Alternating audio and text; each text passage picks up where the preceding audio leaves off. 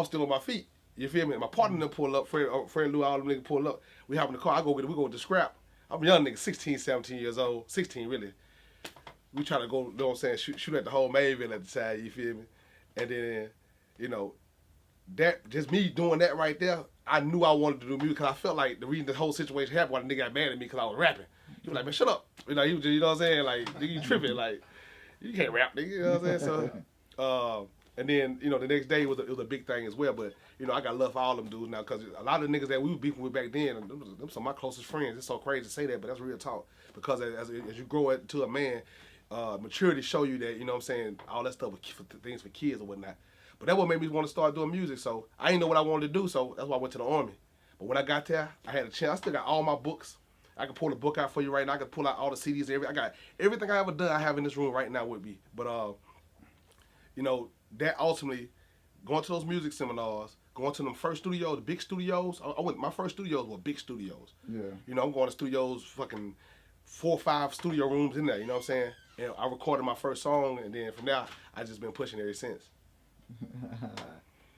So with that, what led you to getting into the radio? Okay, so what happened was, you know, stuff's with the slowing down with Buzz back, you know what I'm saying, as far as a movement.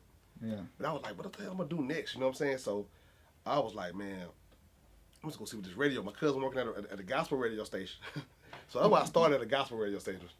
Yeah. So it was a WLVV on the car. You know the little studio radio station on the car. It was a pink building. Yeah.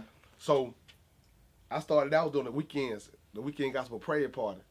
But I was in the street, and I was like, man, it was a job. I didn't look at it from I mean, I'm a God-fearing man, Christ and everything, but I was looking at it from a standpoint of it's just a job. But then I realized that I could go work at the hip-hop radio station and do it, so I want to intern at BLX.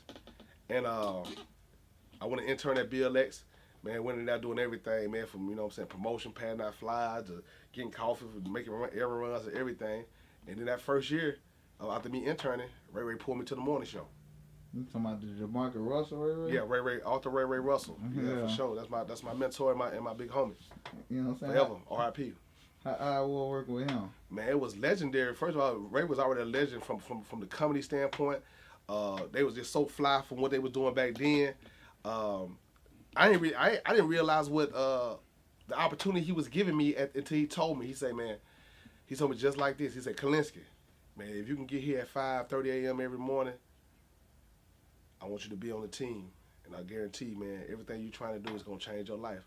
And I didn't really understand what he was saying right then to what I know now. You know what I'm saying? And what I've accomplished by now. You know what I'm saying? Ray gave me so much game just to learn about, you know, the industry of music and radio and how this stuff's supposed to work and how you're supposed to take care of community that you know, I'm like the last student of that class, though, you know what I'm saying? Yeah. All them OGs that was, you know what I'm saying, doing their thing, from Ray to Ski to Greg Street to, man, J.B. Lewis, just so many other dudes, man. You was on Ricky Smiley coming on, man. Yeah, you know, because Ray and Ricky Smiley were best friends. Yeah. You know what I'm saying? So they shared a lot of content together. Yeah. Yeah, for sure. Yeah. And so what the biggest lesson you learned from, you know what I'm saying, just from Ray and this if you if you can't do it, don't tell nobody you can do it. Like one thing he said, Clinton, don't you ever tell nobody that you can do something that you can't do, because they're gonna stick with you forever. So I pride myself on not to. If I can't do it, I'm gonna just tell you I can't do it. Like, yeah. But if I can do it, and I'm in a position now that damn near anything I want to do, I can do. But if I can't do it, I'm gonna let you know, man, I ain't gonna be able to do that. You know what I'm saying? That ain't gonna work. You know what I'm saying? But just keep it real with people. And the other thing is too, man, just make sure you rep for Down the Bay, because you know he was Ray from Down the Bay. Yeah. You know, we'll come from Down the Bay. You know, the way the city was divided at the time, and still kind of divided to a degree. Now it's a little bit more different because it's a new age, but it was like somebody got to represent for that side of town, and that's why I took it so personal. You know, being on the radio for all those years, almost 20 years, representing, you know, the Down the Bay side of the city. You know what I'm saying? Because, you know, everybody got, you know, Nick represent Pritchard. You know what I'm saying? And the guys were coming from different places. You know what I'm saying? So, yeah, Ray gave me the game for real. All right. So when you talking about you being on the radio, yeah. You know what I'm saying? who you say Nick and Knight broke. You know what I'm saying? And then we gonna say who Dirty Dan broke as a. Who Nick and Knight broke? Yeah, you know. Man, that's hard because Nick and Knight probably broke everybody. He broke everybody. He probably broke everybody. Anybody that for sure Richboy. You know, Richboy was the person. You know, the reason Richboy got his deal and his situation, it was because of Nick and Knight. Yeah. I mean, of course, Rich hard work definitely got him through the door, but Nick gave him that first voucher. You know, Polo then was Nick's friend.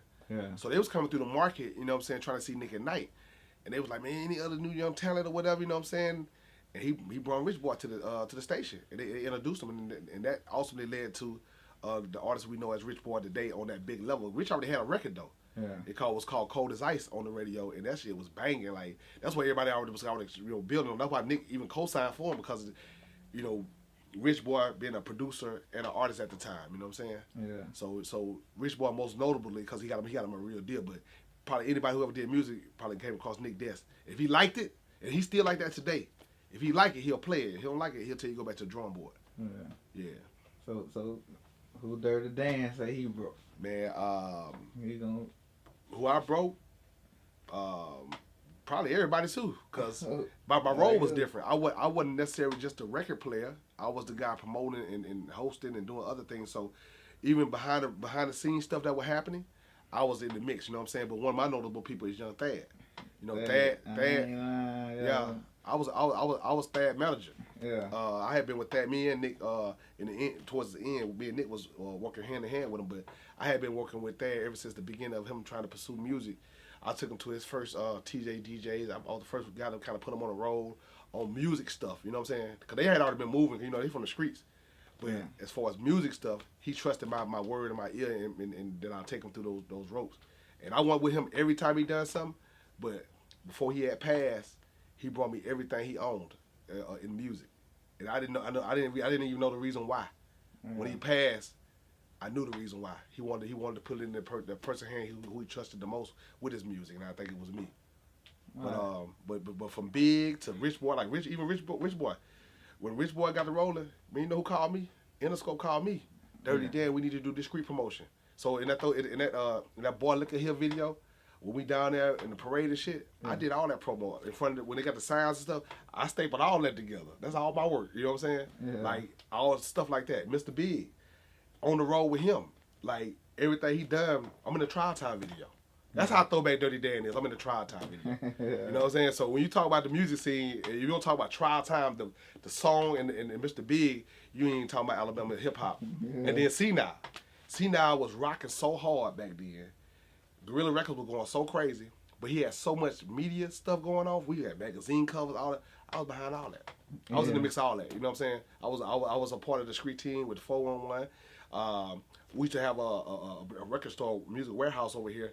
We did an in-store with C-Nile and Mike Jones and all these different guys like that when they was coming through the market. But yeah, so I've been instrumental in probably everybody's career, whoever came through the market, even up to Young Blue. But Young Blue, and I'm so proud of Young Blue, man. Because Young Blue ain't never stopped. And when people put him down, he kept on going, you know what I'm saying? But it's just every artist, Rollo, No Cap, Honeycomb, Flo Millie. I make it my business to build a relationship with these artists because I need them to know that, you know what I'm saying, they hot. They got OGs out here that's really about this. And when they go to other markets, you know what these people ask them? Have you seen Dirty Dan? Yeah. No matter where they go in the world, they going to ask them, have you seen Dirty Dan? Or Nick at Night. Or DJ Ronsky. It's a lot of us, you know what I'm saying? Yeah. Yeah. Alright. So when you did that, you know what I'm saying, now you became the new bus back. You know what I'm saying? What the inspiration for that new bus back was? Yeah. Celebrating 20 years, you know what I'm saying? 20 years of doing this, you know what I'm saying? And it's a passion of mine because like I said, I'm a product of it. And you know, I know we didn't dive too much into radio because radio, you know, I did everything in the building in radio. Yeah. So my last stint was the afternoon. I had the #1 afternoon radio show for 5 years straight. You know what I'm saying? Doing more numbers than Steve Harvey. You know what I'm saying? My last 5 years. But when I celebrating 20 years trying to rebrand, that what made me want to come with the new bus back. I just was like, man, I'm finna roll this thing out again, and I wanted to help some new artists and show them the ropes and support them. You know what I'm saying? So that's how the new bus back records came about.